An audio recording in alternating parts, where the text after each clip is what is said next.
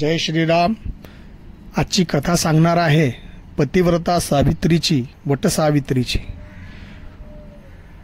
ज्येष्ठ पौर्णिमेच्या दिवशी वडाच्या झाडाचं विशेष करून पूजन केलं जातं। या कथेमागचा जो पूर्व इतिहास आहे तो सांगण्याचा प्रयत्न करणार आहे। पूर्वी सावित्री नावाची एक राजकन्या, अतिशय गुणी सत्वगुणी असलेली ही मुलगी, हिला तिच्या वडिलांनी सांगितलं की तुझा पती तू निवड। आणि तिच्यासमोर काही राजपुत्र असल्यावर एक सत्यवान नावाचा राजपुत्र तिला नारद मुनींनी कल्पना दिली होती की याचं आयुष्य फार कमी आहे। तरीही तिने स्वतःच्या सत्वगुणावर त्याच सत्यवानाला पती म्हणून निवडलं। त्या सत्यवानाजवळ कुठलंही राज्य नव्हतं। तो आपल्या अंध वडिलांसोबत जंगलामध्ये राहत होता।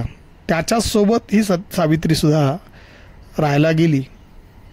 त्या सत्यवानाचं 3 दिवसाचं आयुष्य जेव्हा शेष राहिलं तेव्हा हिनं सावित्री नावाचं व्रत सुरू केलं, 3 दिवसाच्या उपवासाचं। 3ऱ्या दिवशी त्या सत्यवानाला भुरळ आली आणि त्या वडाच्या झाडाखाली वाळलेली जी लाकडं तोडत असताना त्याला भुरळ आली आणि तो तिथेच पडला।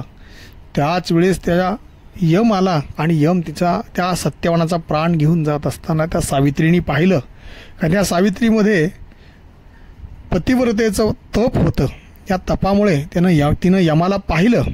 यमाला पाहिल्यानंतर तिनं यमाला प्रार्थना केली की माझ्या पतीचा प्राण मला वापस दे।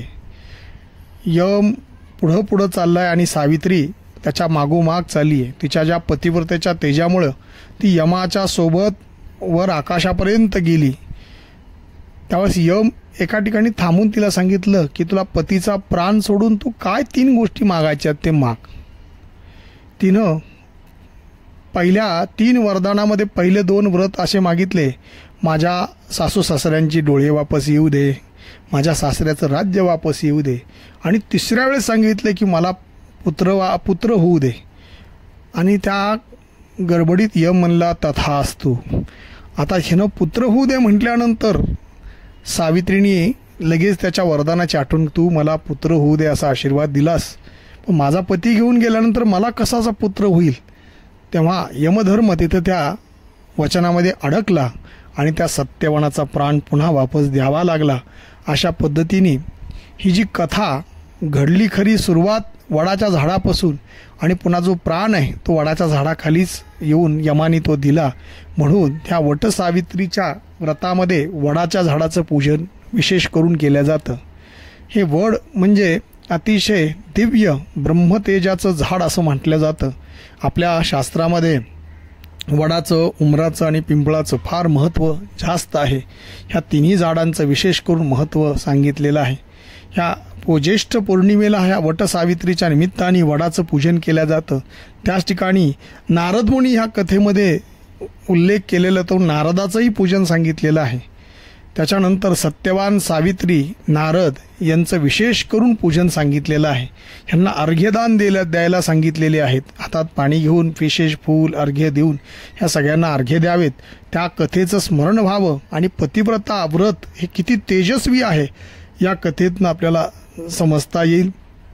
अशा अनेक पतिव्रता स्त्रियांमुळं पतीचे आयुष्य तरलेली आहेत।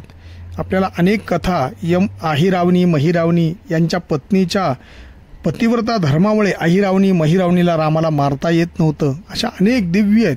जसे तुलस आहे, वृंदा नावाचे जालिंदर नावाच्या राक्षसाला मारण्यासाठी वृंदा या स्त्रीचं पतिव्रता व्रत विष्णूला भंग करावं लागलं, तेव्हा त्या राक्षसाला मारता आलं। अशा ह्या पतिव्रता स्त्रिया आहेत। ह्यांच्यामुळे ही सृष्टी आजही अबाधित राहिली आहे। म्हणून स्त्रियांनी पतिव्रता व्रत जर धर्म पालन केला तर जीवनामध्ये कुठल्याही अडचणी पतीला स्पर्श करू शकत नाहीत। हाच या मागचा कथेचा उद्देश आहे। जय श्रीराम।